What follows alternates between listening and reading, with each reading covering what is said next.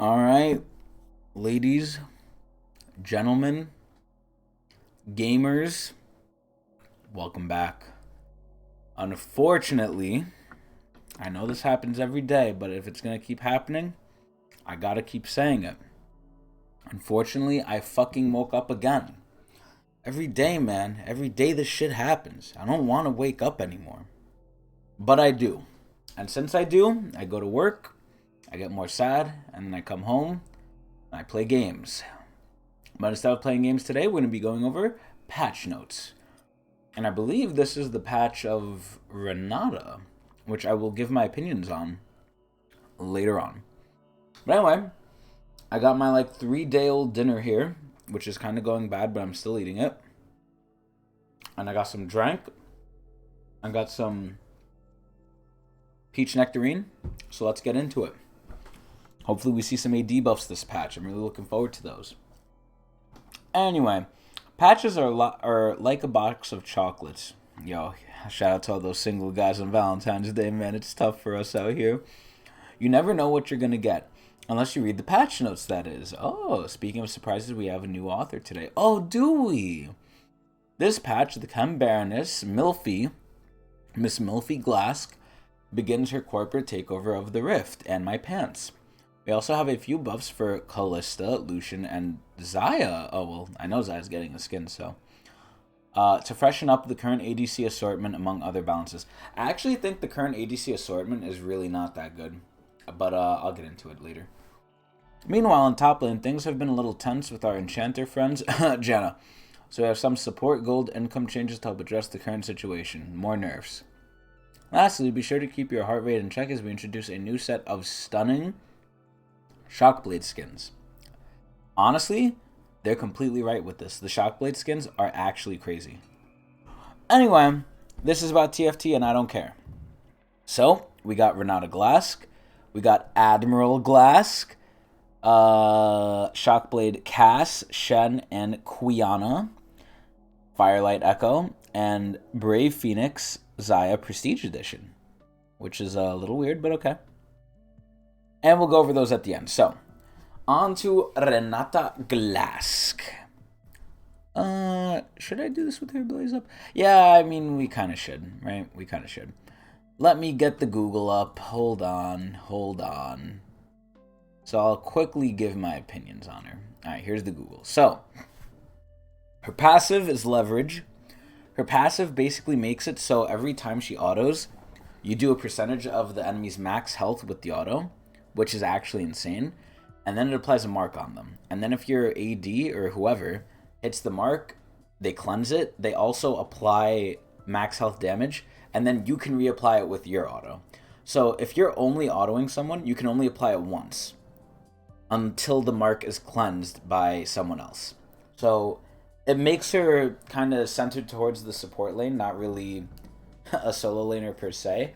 Although we'll see. I don't think she's going to be able to be played solo or mid, or, mid and top. I don't know about jungle. I don't think so. Because she seems like she does need someone to kind of buff and suck off, but I've been wrong before. But I really think she's not strong enough on her own and can't really clear, so I think she has to be a support. Support in quotations. I think she builds mage, but this is a really good passive. It's really simple, and it's really good. And it, it helps teamwork. Teamwork makes the dream work. I like this. And I like how they're showing Jinx, too. It's really good. But anyway, her Q. One of the most interesting things about her. So she actually has a pseudo hook. She sends out her robotic fucking jerk-off arm. She grabs you, and then she could push you in a direction. Push you, pull you, push you to the side, do whatever she wants in any direction. So, if you hit another champion, so it's already, again, better in bot lane than it is in solo, you stun them, and I believe they take more damage. I don't think her damage really matters. I think more of just her CC and what she does later that we're going to see. But this is really good. It's basically a pseudo hook, and we need more of those. So this is really good. I think this is the first hook that can actually be used for peel, which is insane to think you can hook someone and then peel them off. You could push them back. So it's really good. So her W, which I originally thought would be her ulti, this thing's actually insane. This thing's actually an insane fucking ability. So she grants... Thank you, Alpha. She grants an allied champion or herself. If she uses this on herself, she's trolling. I don't even know why they allowed her to do that. Well, I know because of the passive, but... So, it basically gives them an attack speed steroid and a move speed steroid towards enemies, right? Which is already really good. And if they get a takedown, it resets. Now, if they would die while you have the little, I don't know, suck machine on them, you basically get Scion passive, and you die over the next 3 seconds. But if you get a takedown, which can mean an assist, you come back to life. So she actually has a non-ultimate res ability that's also a steroid. I don't know the scalings. I mean, I'm pretty sure we could get that here. If we go on surrender at 20, right? Let's see surrender at 20. Here we go. So let's look at the scalings. Let's just look at her on here. So her W scaling is 10% base. It goes up to 30%, which is not bad, but it scales. And then move speed is 20% base, but it also scales. So honestly, not bad. Those are pretty good. So her E, which I honestly think is whatever. Her E is like the most boring part of her kit in my opinion. She sends out Chemtech rockets that shield allies and damage and slow enemies they pass through. It looks a little weird, but I mean, it's just a little shield, so that's fine. And it's a slow, so it's alright, it's whatever. And then they explode at max range. So it's like Karma, basically. But just not as annoying, hopefully. Does it do damage? Let's see. Her E does... Ooh, actually has a decently mean scaling. And the cooldown is decently low. Yeah, it's just Wiener Karma, honestly. Her E is the worst part of her kit. And then her R. This is the real doozy here. This is the real doozy. Her R is a giant fucking lane. It's like a Seraphine ult mixed with a Maokai ult that makes the enemies kill each other. Now, it's not necessarily just the enemies. It goes in terms of order. And I think it says around here. Here we go. They prioritize attacking their own allies, then neutral units, so like minions, monsters, you know, jungle. Then Renata's team, and then her last. So you can actually use this in so many ways, it's insane. If you land this and the enemy team's fed, it actually works against them, and it's actually insane. Now, one thing I have to say off the rip, I'm going to probably say this again at the end, but this ulti in her Admiral skin actually reminds me of Gilg from Fate. She just pulls out a bunch of like missiles from like the gates of fucking Babylon and just pisses on you with explosions. It is so good.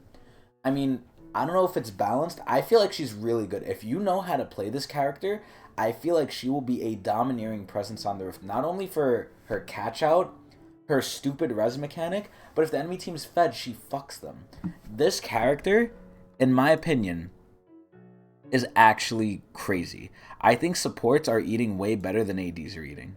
Even though Zary's not bad, I think Renata's way better. It's actually insane. But anyway, let's get back to the rest. I think Renata's really good. I don't really care to play her because I don't play support. And if I do play support, I play, you know, Vegar, Zareth, and stuff like that. But she actually looks really good. Really, really good. Like, even if her scalings are bad, right? Like, pretend she does, like, no damage. Her Q's a CC that's decent. Might be hard to land, but it's still a good CC. Her W is borderline broken. It saves you from death and gives you steroids. And her R is an anti-enemy get-fed tool. It's actually fucking crazy how good this character is. She could do no damage, and I think she would still be good. But anyway, that's Renata Glask. Really good. Really excited to have her in my lane. Not excited to go against her because it just fucks me more as an AD. Now, my team can actually say I'm having a negative effect on them because I'm killing them. But anyway, that's Renata.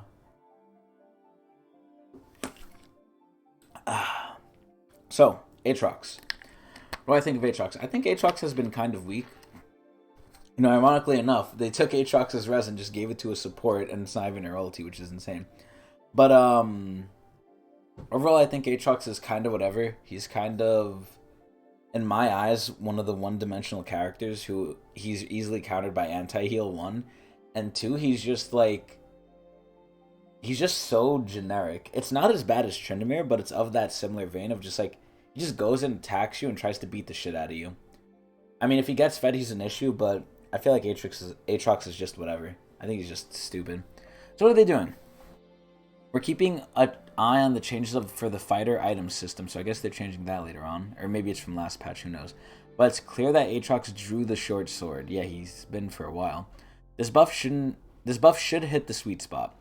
Sweet spot damage of the Q is going up by 10%. This does nothing.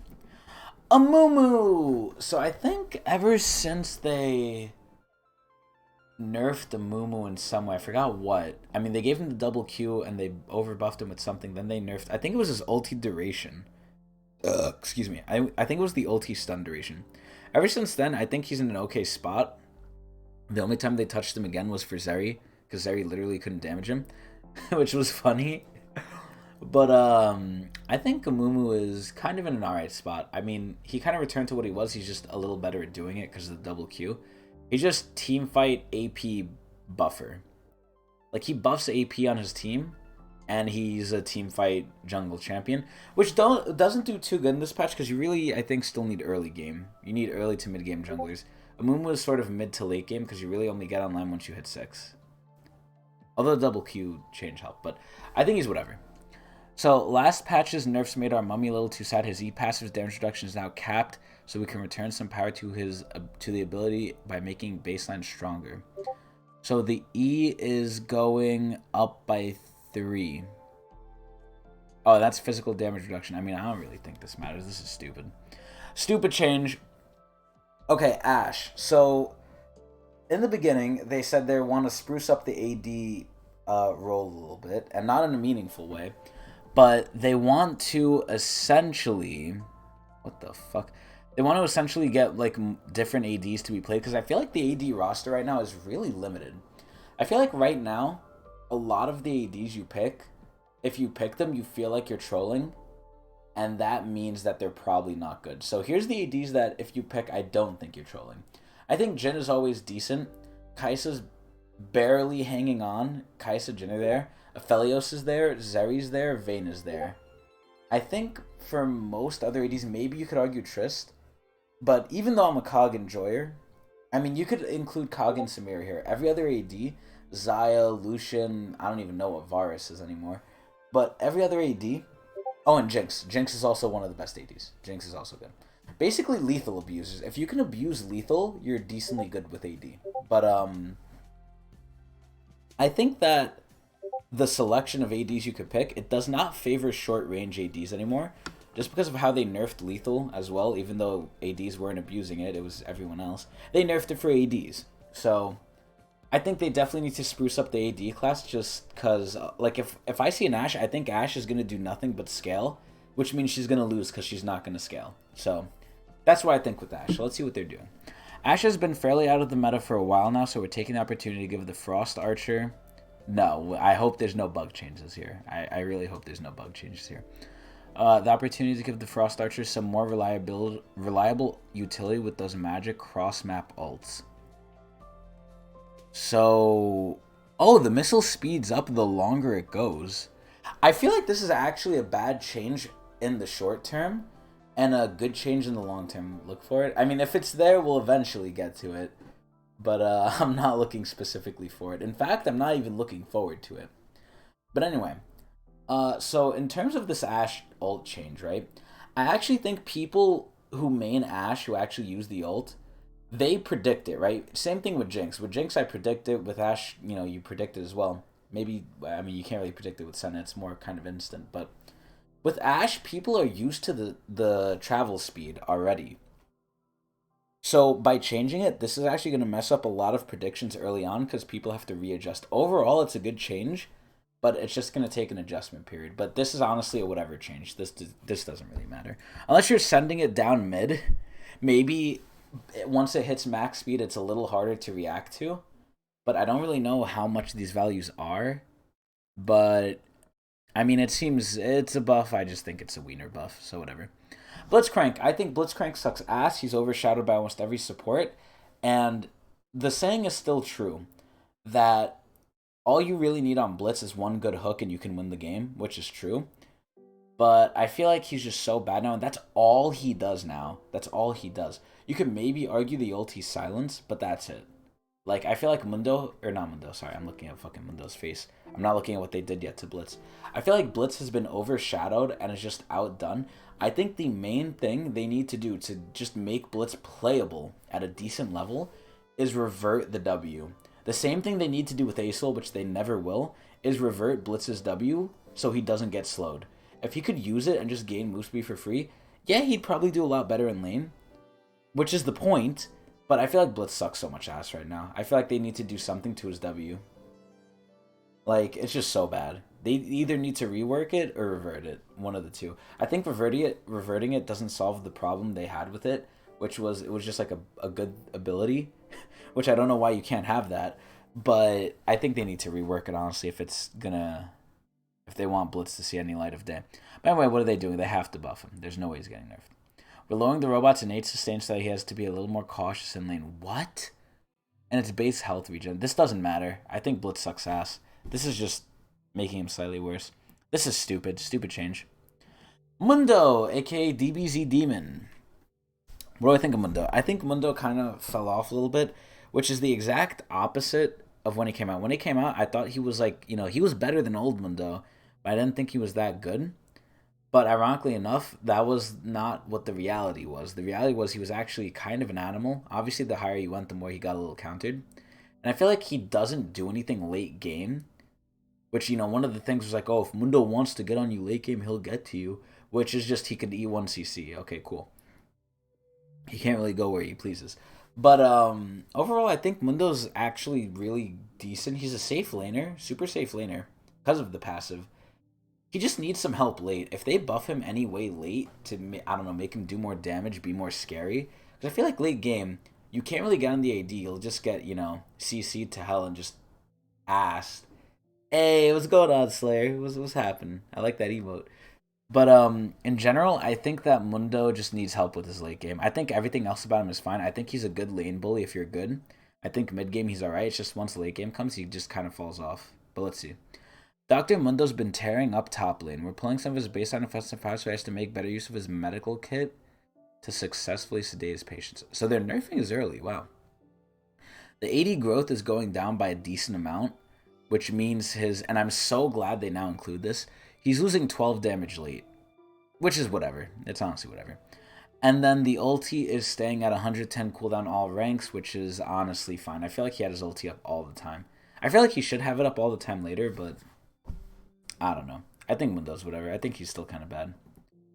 Alawi, Alolo AI.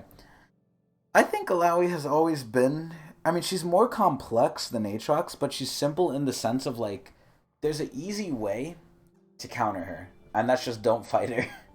Don't fight her until she uses her cooldown. So obviously it's not that simple, but I feel like Alawi, in the sense of what she is and her power, it's very direct, it's very obvious, and I don't really see a problem with it, and I feel like she's in a decently okay spot.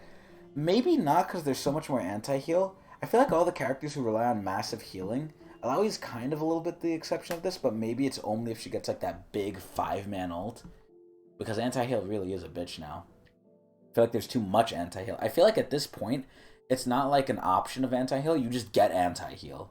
Like, your team will have it on the support, will have it on mid, and might have it on the AD, and might have it on the top lane. Like, almost everyone can get anti-heal, and it's not even a thing of like, oh, I need to go out of my way to get this. It's like, oh, I'll get this, and someone else on my team will probably have it too. It's so common now, it's like, I feel like it devalues healing. And the major issue was that healing was too strong, and instead of just nerfing healing, which wouldn't have felt good, they just added like a stab to healing. Like, they just cut it with all the anti-heal that's like in the game now. I feel like there's too much anti-heal. And I mean, obviously, if you're stupid and low elo, you're not going to build it. The enemy team's not going to build it. But in general, I feel like healing is just so ass now. But anyway, I feel like Alawi is maybe a little weak because of that, but we'll see. Base attack speed increased, W damage ratio increased. Alawi hasn't found her footing yet this season. We'll see. And the fighter item changes haven't done the priestess any favors either, which they should have. She can already hit some wildly high highs, so we're bolstering her baselines. So for some reason her attack speed's going up, but I didn't think that was an issue because the W is not a reset, so this doesn't really matter, I don't think. And then the physical damage of the W is getting doubled with the scaling. Oh my, okay. So you're encouraged to build more AD, which is good, and then you're going to hit a little harder on, I guess, everyone. This is really good. This is really good. So you're essentially almost doubling your scaling. That's not bad. Fix the bug where if Alawi died right after pulling enemy Spirit Rush with E, nearby tentacles would not attack the spirit. That's ass, wow. I think Alawi is slightly better. This W scaling is pretty good. Kalista! I think Kalista sucks ass. I think unless you actually play a tank engage support or something, and you're queued with that support and you could talk to them, I feel like Kalista, unless she's overpowered, will not really see general play. That's not to say she's bad in general. I think she's one of the few ADs who actually hardcore needs coordination. That's not to say she's bad, but the fact that she's not seeing regular play, and if they overbuff her, she's a monster in pro play, I think they have to do something to her, because she is a champion at the end of the day, and she needs to be playable by the common populace. And the common populace, a lot of the time, doesn't have friends. So, let's see what they're doing. They have to buff her, though. And they said they were, so what are they doing? The Spear of Vengeance hasn't been very scary recently. Yeah, recently, more like forever. We're buffing her so she can play more aggressively early and survive lanes more reliably. So, actually, them increasing the armor by 3 doesn't seem like that big of a deal. And it's not too big of a deal, but the less armor you have, the more you're given, the more it matters until you get more.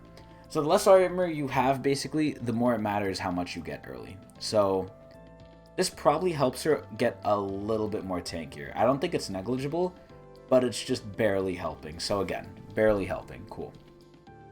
Lucian, what do I think of Lucian? I actually think Lucian's good. I actually think the buff they made to him to make him more bot lane oriented and get him out of mid and top was really good, and they need to do that with Varus.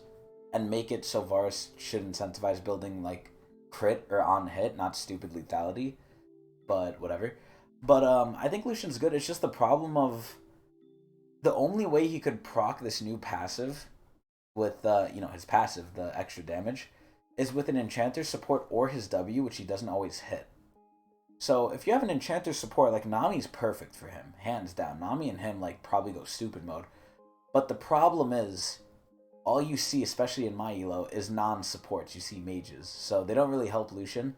And because of that, I think he needs to be more self-sufficient. But the problem is, if he becomes self-sufficient, he goes to other lanes. So what are they doing here? I honestly don't know how to fix that. But he needs a buff. You know what they need to do? Just make him have 525 or 550 range. I don't know why he has 500, and he has guns. People who throw things can fucking throw things farther than he can shoot. Makes no sense. The Sentinel of Light hasn't actually seen much light this season. Yeah, what else is new? ADs suck. You're learning, Riot. We're letting him use his shining spells more aggressively before he gets Essence Reaver. Riot knows he's getting Essence Reaver. So the mana cost of Q is going down by 10. This doesn't matter at all. Stupid change. Nami! I think Nami is broken if you build Mandate. There you go.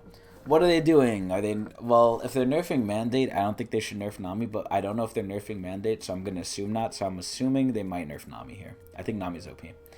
Last patch, we tied a small nerf to Nami's E when we adjusted her passive. Oh, yeah, because they changed their passive. I don't know how to feel about the passive change, honestly, but I think it's okay. So anyway, her E. On-hit damage per hit. So I don't think the E's damage necessarily matters because you also get Mandate with it. So it's going up by 5. I mean, I guess it helps, but it's really a nonsense change.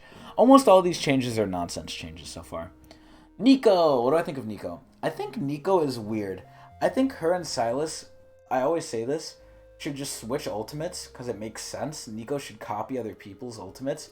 Silas should just have a big explosion from stored magic. Like, duh, hello? But whatever, I think Nico and Silas have a lot of overlap, kind of, in terms of lore, not really gameplay. And I think Nico kind of doesn't really have an identity. She's supposed to be this trickster champion, but LeBlanc is more trickier than her.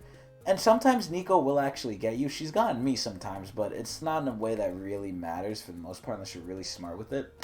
But I think Nico just honestly needs damage buffs. I think her abilities are so easy to really dodge. Like, the only real nuke she has is her ult, and it's not even a nuke. And if you don't land the E, the Q kind of does nothing. Like, you'll get one hit off maybe. So a lot of stuff is dependent on the E. So I think she needs more reliability in her kit. Just more straight damage. Base damage, scaling, I don't know. I think either or is fine. So what are they doing? Hitbox is now smaller. Okay. Q additional balloon base damage increased. Okay. W cooldown decreased. A Curious Chameleon has been sitting at a low win rate for quite some time. That's an understatement. We're trimming down her thick. Okay, whoever the fuck wrote this is fucking cringe, bruh.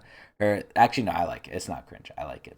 Her thick hitbox to match for those similar characters and giving her more access to her tricks. Okay, cool. So her gameplay hitbox is less. I don't know what that means, but I guess it's good.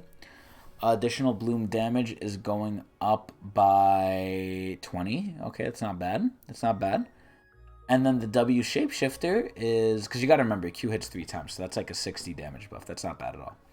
And then W is going down by a massive amount. Holy shit, you can actually use W a lot more now, especially if you get cooldown. That's crazy. And then quality of life changes. Nico's real Shoma. When playing as Nico, your center HUD, the buff icons above your skills will now always display your actual buffs rather than the buffs of the ally you're disguised as. Oh, okay. So yeah, that really is this quality of life. I mean, these are decent. These are probably one of the better changes we've seen so far, which is sad because it's not much, but they're okay. Okay, Nunu and Willump. I'm expecting them to get buffed maybe because they're getting a skin next patch, which I won't talk about yet because those are fucking disgusting. And they're B skins, but that's for next patch. Let's see what they're doing this patch. I think they might buff him though because he's getting a skin. Health growth decreased. Q-based damage and healing from champions decreased. What? Nunu has been playfully towing into the line of OP territory across all brackets, but this patch finally broke the ice for bringing him and Willump. William, why did they write William? Back into a more reasonable state by tapping down on their general tankiness rather than detracting from their jungle clear. Okay, so he's losing about 100 health, which hurts a little bit, but a rune could take care of that. And then the Q is scaling not as much with health, not as much with AP, and then base is down. They're actually kind of gutting the Q, but it's only from champions, which I guess makes sense. You don't want Nunu to really do damage, but this is hitting his healing. I don't know. I feel like they're going a little too hard on these. I feel like Nunu should be tanky. I honestly don't know if I agree with this. I think they might have done a little too much here. Like, they took away a decent amount of health, more than I thought they would. And then they also nerfed, like, the healing on the Q by almost every factor you could do on Nunu. You build health, okay, you heal less. You build AP, you heal less. And the base the base heal was, like, lowered too. It's actually insane. I don't know. I feel like they went too hard with this. Kiana, the Thigh Empress. So, what do I think of Kiana? I think she's kind of hard. I think she's actually skill reliant now. But if you're a good Kiana, you delete people in the flashiest of way possible. It's actually crazy. But I actually think she's actually a good mix of you need a little bit of skill to do it. I feel like they kept nerfing her grass to the point where it might be balanced. I wouldn't know because I haven't really seen Kiana's, but I feel like with the amount of times they nerfed it, it has to be in a good spot. But let's see what they've done. Honestly, I don't know what they could do. They could buff her or they could nerf her. I don't know. The Empress continues to be a little too oppressive in higher levels of play. How the fuck? So they're finally touching her AD scaling. So additional physical damage. I'm gonna be honest, I still don't know what Kiana really does ability-wise. I know what she does. I don't know which ability is which, though. Except for the ulti. So they're lowering her damage by the bonus AD by 10%. Nonsense change. I mean, maybe it matters in terms of wave clear, but this seems like a nonsense change. But it's death by 1,000 cuts with Riot, so you'll never know. Rumble. I think Rumble sucks ass. I think he's a team fighting champion ever since they gave him the mini rework. I think he's been kind of doo-doo. But we need to see him and Kennen get back into meta. I love team fighting people. So let's see what they're doing. They need to buff him. Rumble is weak, especially in the top lane. Yeah, the only lane he really should fucking go. So they're making him tankier, but only against physical people. Watch out, Tank Akali. But base armor is actually going up a decent amount. 31 to 36 is actually decently tanky early now. Not enough to really help him, but not bad. I think he's too weak in lane to only buff this about him. I think these should have buffed more, but whatever. So, Set. I think Set is still kind of an issue in terms of he could kind of go anywhere, and if you're good enough with set, you do really good. But I think that's just an inherent problem of his kit. Maybe you could nerf his scalings into the ground or just really incentivize him to go top. But I don't know. So let's see. The Rift's #2 Mama's Boy, just behind the new patch notes author. Ooh, this guy's got some spunk. Has dropped in effectiveness and win rate a bit more than the other fighters last patch. So we're giving him a small buff. Health growth is basically going to... Oh, wow. Holy shit. That's at like almost 1,000... Wait, 2,181 to 281. That's like 120. That's not bad. Because set is all about that health. I mean, this is a small change, but because it's health and because it's relating to set, it matters a little bit more than anyone else. Except maybe Sion. But not bad. These are not bad. Ooh, I love those fucking emotes. Thank you for the love. Thank you for the rave. Thank you, Slayer. I appreciate it. But going on to Vegar. Oh my god. Okay. So I think Vegar, ironically enough, still has a place. I just don't like his place. I mentioned this last patch too. I think Vegar, for the most part, once he became the spooky ghost, like, fucking support character, I thought that was, like, it was what was best for Vegar at that time, which was really sad that that's the best thing. I honestly don't know if he's still a good mid laner. I still think he's as good as support, if not better as support. Excuse me. And the inclusion of whatever the fuck it's called, the stupid Frost Cum Blast item. I forgot what it's called. I'm like blanking out, but Rise always builds it. That item makes him kind of good again. And Crown. Maybe Crown also buffs him too. But aside from Crown and Frost Cum, I think Vegar's kind of bad. They need to buff him. They need to fucking buff him. There's no way. Let me see. Vegar is standing head and shoulders above the competition. Where? Where did they see this? His shadow is especially tall in bot lane. Okay, that's where. That makes sense. So we're adjusting his scaling in a way that'll impact him more in bot lane than in mid. How? So his base armor is down, so he's a little squishier to AD, which you didn't care anyway. Armor growth is up. Armor at level 18 is a little bit up, which is, I guess, fine. This really does matter early. Like I said, the less armor you have early, the more it impacts you. And then the E's cooldown is going up by 2 seconds early. But you max he's second anyway, so I feel like this honestly doesn't do anything. Baleflare Strike's tooltip to correctly state the last enemy hit champions grants 1 stack of phenomenal evil, not 3. Okay. I mean, Vegar's slightly worse, but I still think his support's still good. If anything, this hurts him in mid, too. This hurts him everywhere. But it does hurt him a little bit more support. Anyway, Zaya. What do I think of Zaya? I think she's really good. Have I played Pokemon Unite? No, Yo, what's going on, James? What's happening, Bulgogi 5? But no, I have not played Pokemon Unite, nor do I plan to. Maybe I will one day just to fuck around, but I really don't like the fact that it's pay to win. I might play just to see the Pokemon's abilities and have fun with it. I kind of see it like HOTS, though. Like, I don't feel like I'll play it seriously. I'll play it just to check it out, and that's it. I don't like pay-to-win shit at all. But anyway, on to Zaya. I think Zaya takes too long. Yo, Vegar nerfs. Vegar's not good, bruh. Vegar's not fucking good. They're lying. Zaya, her only problem... She's good. She's decent. She takes some skill, kind of. Especially in this meta where there's not real support supporting her.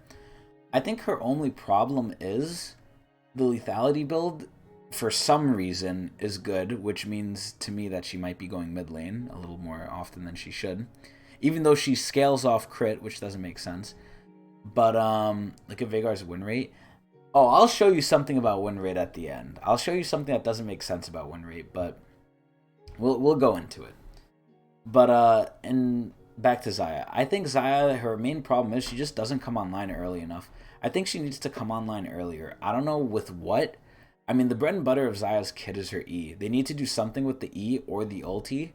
The Q doesn't really matter unless you're building lethality, I guess, and the W is just a buff, but for that you need to be building ADC, not lethality. So, she definitely needs a buff, though. I feel like picking Zaya does not feel good right now. She just takes too long.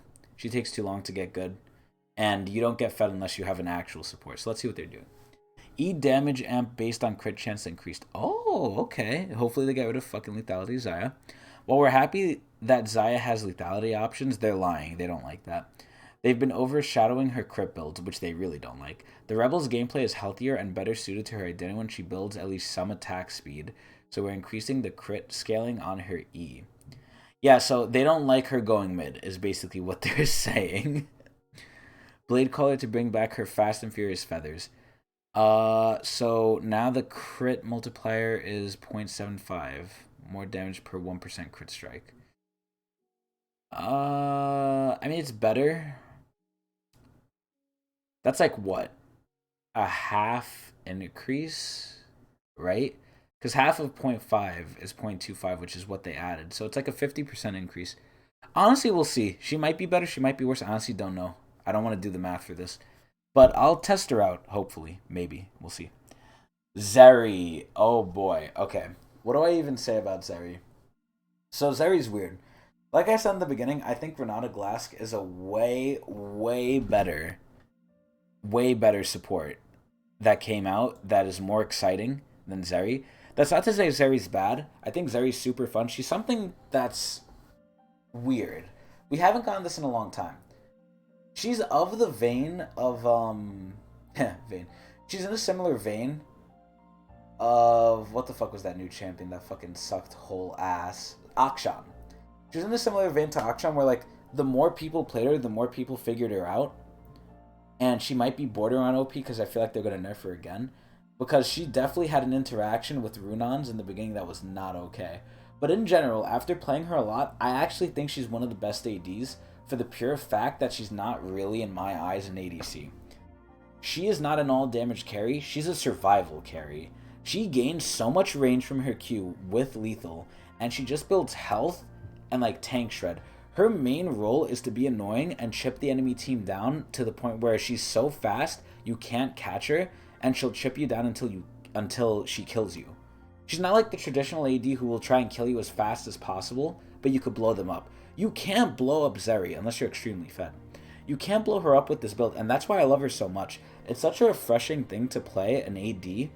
Yeah, it doesn't feel too good to not, just insta-give enemies, but it honestly feels better to do consistent damage and just live her fantasy of being a fucking speed demon. I actually think Zary is so fucking fun, and the more you build her, the better she feels. Like, I feel like she's so fucking good. She's so fun, and it's because she's not an AD, if that makes sense. But anyway, there's no doubt in my mind she's getting nerfed. She's like the number 2 best AD, if not number 1 right now. So let's see. Uncharged basic attack, base damage, and AP ratio decreased. That's fine. Damage up against low health enemies increased. Okay. Charged basic attack now, slow rate and duration decreased, whatever. Q base damage. I feel like her slowing ability was way too good too, if you really knew how to space out the W and the auto. And the regular auto, not the Q auto. Q base damage decreased, but now also multiplied in crits. Ooh, I don't like that. Excess attack speed and AD ratio increased. Okay, so they're prioritizing you actually building AD. W slow decreased early, cooldown increased early, but now decreases with rank. Okay, E cooldown decreased. Very good. I feel like the E should be up a lot more often. Our bonus attack speed no longer increases with rank. Honestly, that's fine. I feel like she gets enough attack speed anyway. And they're trying to prioritize her towards an attack speed crit build. So by taking away the attack speed she gets from her scaling ult, I think they're definitely doing what they want to do, but we'll describe if it's right. Zary's Spark still has a bit more shock than she needs, so we're nerfing her overall power in a way that should hit her bruiser builds harder than her crit builds. Well, yeah, they're literally buffing the crit builds. They're not hitting the crit builds at all. They're buffing those. But let's see how bad this is. So 15 to 40, 10 to 25. Yeah, they're omega nerfing this. Wow. And it's scaling less off AP, but you shouldn't build AP anyway. Damage increases 500% against enemies below 35% health. So they really do want it to be an execute, which is fine. Charged basic attack. Oh, that's the uncharged one. That's fine. So charged one, slow duration's down, and then the slow is greater later based on Q rank. Oh, that's actually so good. What the fuck? Wait, that's so good. Holy shit. So strength trade-off. I still think it's good, though. Burst fire. So the base damage is down by 1 early, and then it gets progressively worse later. But Burst Fire's critical strikes now also multiply its base damage in addition to its AD ratio. I honestly don't know what that means. I have no clue how that changes her and how better she is with crit. I'm sure there's going to be a YouTube video on it, but I honestly can't tell this change yet. I don't know what this is going to do. Excess attack speed to AD conversion is going up by 10% as well. So overall, she's actually going to be doing better with her crit builds than before, and worse with her bruiser builds, but let's see if it's going to matter. So the slow on the W is 70% late. That's fine. I feel like the W slow didn't really matter, but it's whatever. The cooldown goes to 13 early, 9 late. Okay, so the W sucks even more. I feel like the W is the weakest part. Cooldown of the E is now... Wait, it went up. Wait. E cooldown decreased.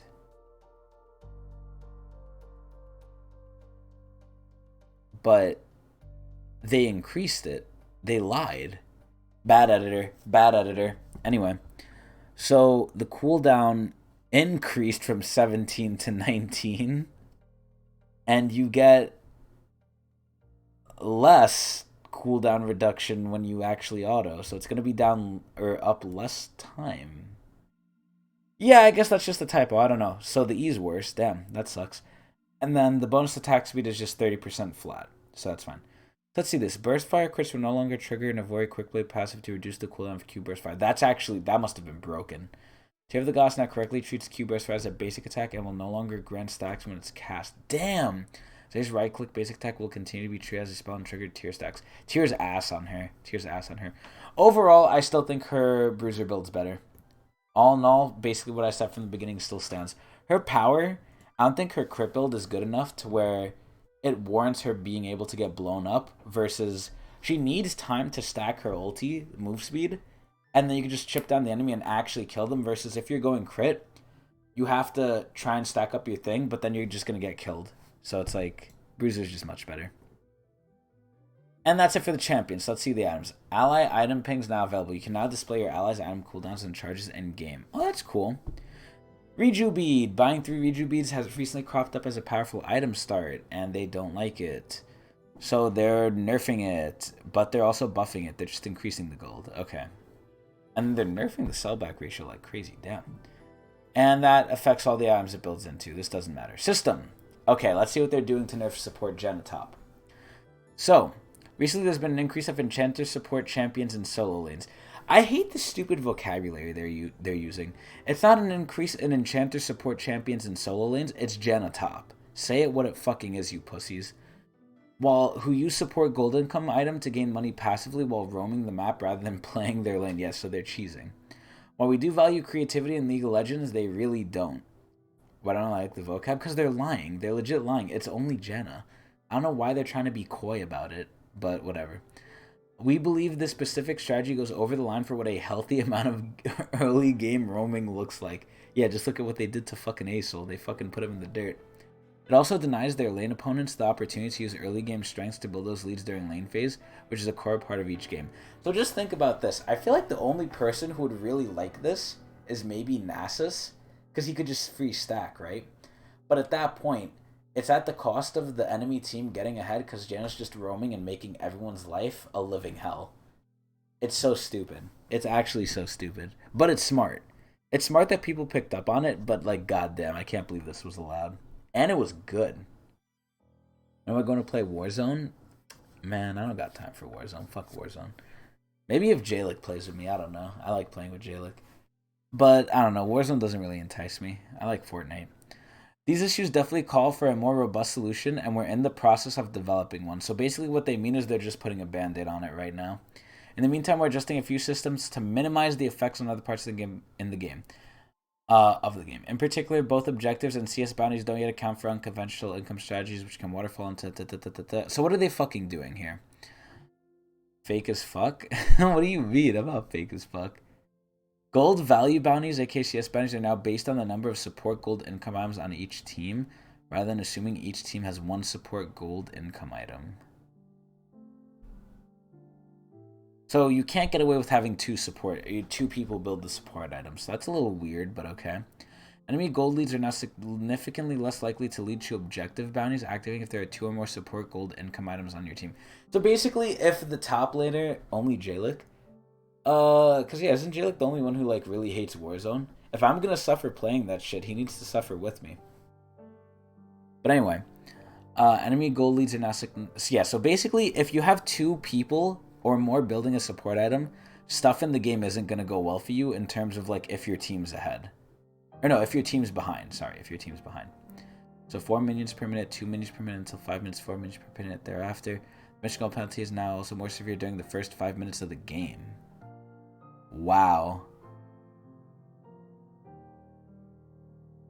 What? Oh, so the support items are worse if you're actually CSing now. You fakey? Man, it's whatever. Anyway, objective bounties. Unrelated to the gold icon system, income item above, we're also shortening the deactivation times for objective bounties to address some extreme swing cases. When an objective bounty period ends, the losing team should still be behind, but the lingering duration allowed for some cases where the losing team could catapult ahead. So objective bounties, I guess, were too strong, which I don't really think like it mattered. I feel like objective bounties actually didn't really matter unless you were taking like let's say you did like a 1-3-1 with Baron and you stole Baron and you were behind, right? And you got 3 towers at the same time while objective bounties were up. Maybe then it might be a little crazy, but I mean, if you stole Baron, right, you should always be able to come back. But maybe it just was too much. Excuse me. I think the 5-second thing makes sense, though. I think this is actually fine. Whatever. ARAM, we don't give a shit about. Excuse me. Ionia Cup, I can't do Clash. I have no time and no people. Behavioral systems. A new system for detecting intentional feeding was successfully launched last month. Okay. I feel like they come out with this like every couple months. I feel like it doesn't really do anything. But okay. And then personalization. Updated, or no, update. Summoner icons. You can now sort and search your summoner icons. Oh, thank God, because I have way too many. So this is quality of life. Summoner level icon borders. You can now select any of the summoner level icon borders. Oh, thank God. Okay. So they're finally putting in some of the personalization stuff that we all thought was going to come in at the start of the new season. But $1 billion company, so whatever. So, going down to the skins. Let's go to the skins. So, Admiral Glask. I think this is a really good launch skin. It's obviously no Candy King Ivern, which is basically a legendary. But I think this is really good just because it really reminds me of Gilg from Fate with the ulti. It's so fucking good. Shockblade, these skins are actually like A1. These are like such good skins. Particularly because the effects are amazing. The theme is amazing. The colors are my, I love blue. Blue's my favorite. And the weapons are so spiky and they look so cool. It's amazing. Kiana, oh yeah. Yo, Kiana's so hot in this thing too. She looks like a cool Akali. She looks like a brown Akali. It is so cool. But their weapons are like Shen's sword and Kiana's like stupid ring, her hula hoop. They look so fucking cool. Great skins. I haven't seen too much of the Cassidon one, but I'm pretty sure it's good too. Shockblade, really great skin line. Now at least it's a really great skin line. I think the only other Shockblade was Zed, right? And that skin kind of was whatever. But anyway, Firelight Echo, also a great skin. If they made the rest of the Arcane skins this quality, the Arcane skins would have actually been good. I'm actually really sad they only gave a 1350 Arcane skin to Echo, and they gave us the free shitty 975 ones, but it's whatever. And this is just random, but they gave us Brave Phoenix Zaya Prestige for, like, and no reason. Where's Arcane Urgot? Oh, you gotta wait for Season 2 for that. But, I mean, yeah, this is out now, and Zaya got buffed, so who knows, people might use it. And then look, you see some of the blades here. It's so fucking cool. Overall, great skins though. Really good skins. So, overall, before I give a rating to this patch though, let's go over the win rate thing that I was like talking about before. So, you said look at Vegar's win rate, right? Let's look at his fucking win rate. Let's go here. Let's go to my favorite website, u.gg. So, on u.gg, we could see the win rate. So, they said he was a problem in bot lane, right? He's a problem in bot lane as an ADC, which is like, what the fuck, bruh? I don't think at that point the E is the problem. I think he's the problem. But let's look at support. So the best support, apparently, is Blitzcrank. And I could tell you for a fact, that shit is not fucking true. Blitzcrank sucks ass. Soraka, I could believe it. Jen, I could believe it because she's kind of cracked. Sona, I can't because Sona suck ass, but Maybe in high elo, like, they're better. I don't know. Senna is actually ass. I don't know how this bitch is here. And the fact that Maokai, of all people, Maokai is number 6 on this list, this just goes to show you can't go by win rate. You cannot go by fucking win rate. Sometimes you can, and it does provide an insight, but, bruh, if Maokai's on this list, it's insane. But anyway, looking overall at the patch, there was a lot of this nonsense in this patch. I feel like a lot of the changes were stupid. They didn't really do anything. A lot of the AD, buffs weren't really anything crazy. So overall, what if Maokai is good in Plat Plus? I just can't see. I feel like Maokai does nothing. His ult is useless. He could go in and CC one person and live a little bit, but there's people who do more and they do it better. I honestly can't see how Maokai could be good. I just can't. He's not the worst. Like, obviously he's a support, I guess, because he's not a fucking good top laner anymore. But, like, he's such a shitty support. It's like Swain. It's like Swain's a support too, right? You can't really play him anywhere else. I mean, you can, but you wouldn't do as good as support. But he's not good in general. It's just so bad. He's so fucking bad. It's just there's people that overshadow him. But overall, this patch was nonsense. 6 out of 10 marc merrills. This shit was so fucking stupid and ass and dumb. But anyway, 6 out of 10 marc merrills. That'll be it for the patch notes. Because there's no weekly yet, I'm actually gonna skip out on the league for today, I think. I'm gonna get on Fortnite, stream that, do the dailies there, and then honestly I have no clue what to play next. So hopefully I'll decide it when playing Fortnite, but I'm gonna end the stream here and then restart it in a little bit and then post this on YouTube. So hope you guys enjoyed. I'll be back soon. Or if you're on YouTube, I don't know, like, comment, subscribe, suck my cock. There you go.